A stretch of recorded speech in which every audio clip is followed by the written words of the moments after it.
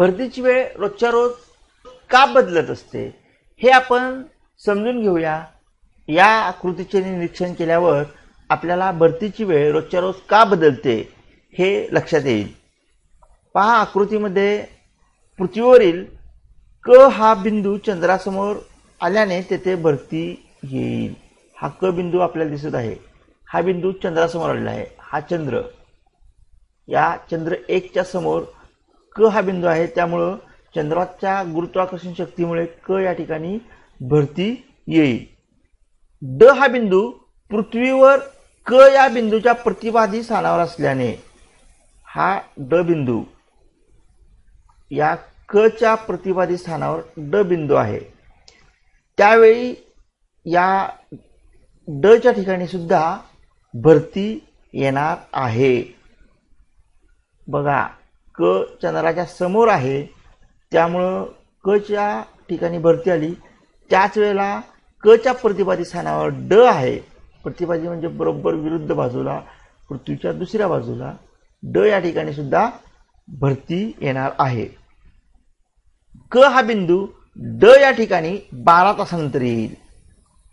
अशा रीतीने फिरून ड या ठिकाणी यायला, क या बिंदूला पुन्हा फिरून ड या ठिकाणी यायला 12 तास लागणार आहेत, म्हणजे 180 अंशाचं अंतर तो पार करणार आहे। आणि तो पुन्हा मूळ जागी यायला त्याला 24 तास लागणार आहेत, म्हणजे 360 अंशांमध्ये फिरायला। क पासून ड ठिकाणी यायला 12 तास आणि ड पासून पुन्हा क या मूळ ठिकाणी यायला 12 तास, म्हणजे एकूण 24 तास लागणार आहेत।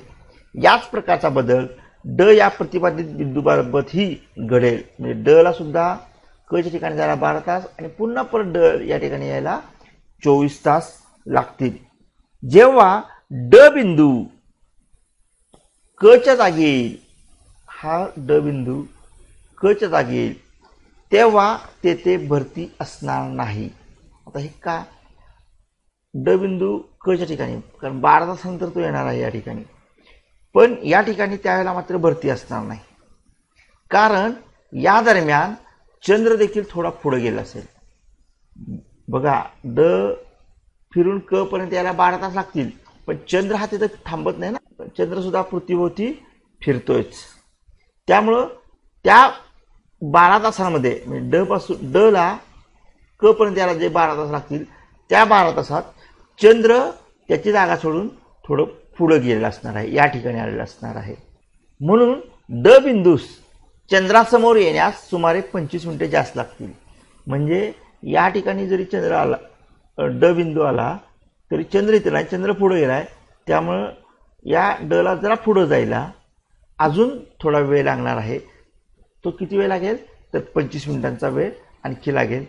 12 तास 25 मिनिटांनंतर ड हा बिंदू चंद्रासमोर आल्याने, हा चंद्रासमोर आला 12 तास 25 मिनिटांनंतर, हा चंद्र 2 दाखवला आहे आपल्याला, याच्या समोर इथं आता ड बिंदू येईल।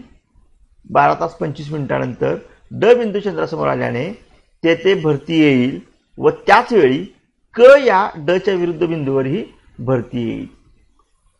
याच्या विरुद्ध बिंदू ज्या वेळेला इथं असेल क, तर त्या ठिकाणी सुद्धा भरती येईल।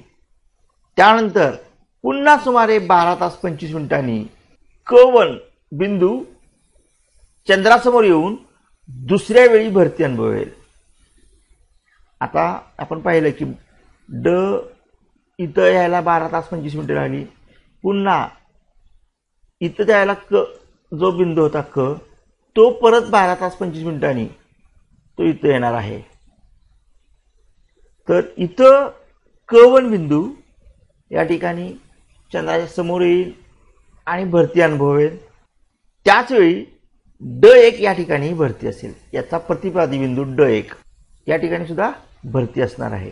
अशा प्रकारे किनारी भागात दिवसातून साधारणतः 2 वेळा भरती ओहोटी येते। 2 भरतीच्या वेळातील फरक सुमारे 12 तास 25 मिनिटांचा असतो। म्हणजे आपल्याला लक्षात आलं असेल की भरतीची वेळ रोजच्या रोज का बदलत असते।